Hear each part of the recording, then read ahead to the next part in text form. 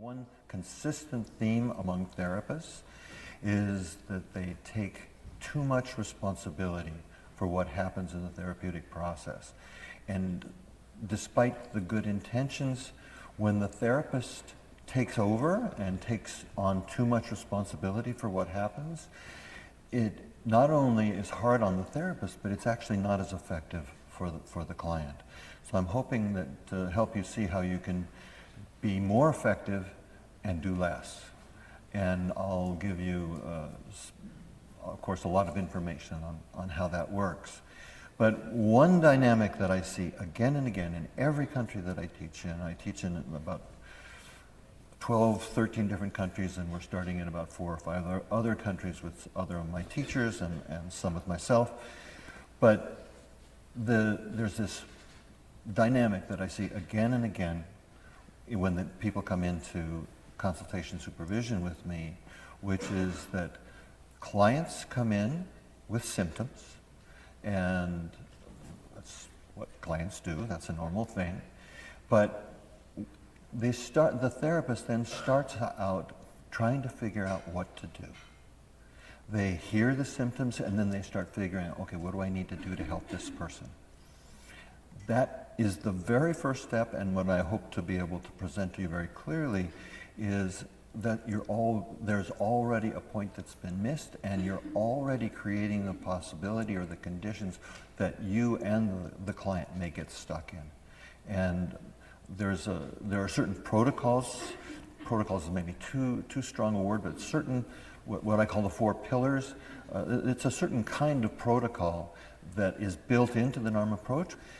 And in addition to that, there's also, of course, all of the dynamics that we as therapists bring into the therapeutic process, including how and why we chose to become therapists, because that's something that's important for us always to ask ourselves. And so I'm going to be addressing some of the major themes where therapists get stuck, in addition to the one that I just mentioned. And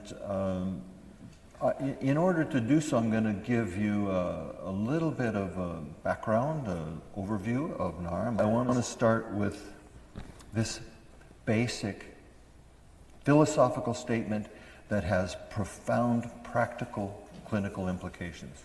I'm going to talk about the clinical application of this particular understanding and why it's so important for the theme that we have here today.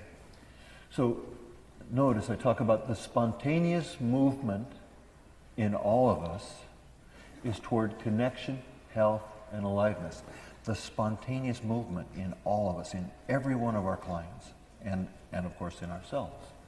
So no matter how withdrawn and isolated we have become, or how serious the trauma we have experienced, on the deepest level, just as a plant spontaneously moves towards sunlight, there is in each of us an impulse moving toward connection and healing.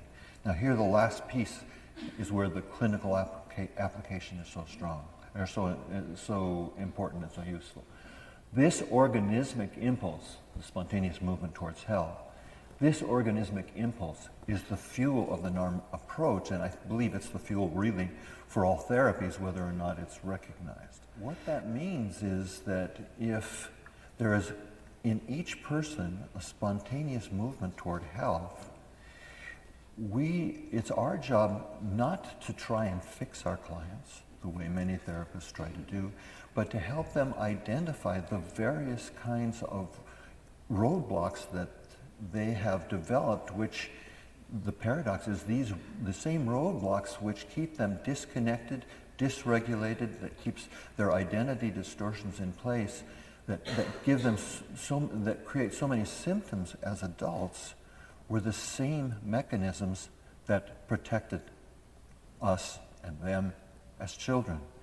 And that's a profound paradox. But the important thing is then, it's not our job to fix people.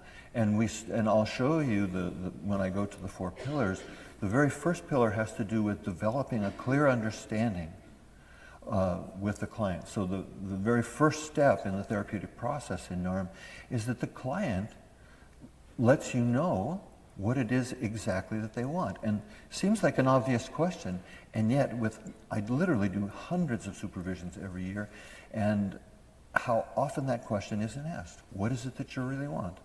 The client comes in, complains, the therapist takes the responsibility on their shoulders. I got to do something, I've got to have a plan, I've got to come up with something, and I got to work.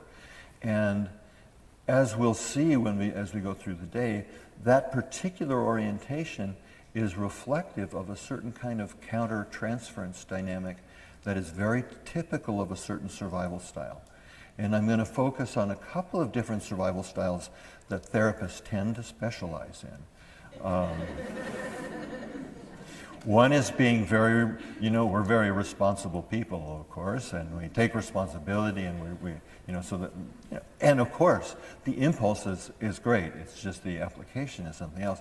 The other dynamic that I'm going to be exploring a lot is the need to caretake, and how that can end up getting in our way, how that actually can end up involving the client in our own enactment, or what some people are calling these days reenactment of our own childhood dynamics by us in a compulsive caretaker role.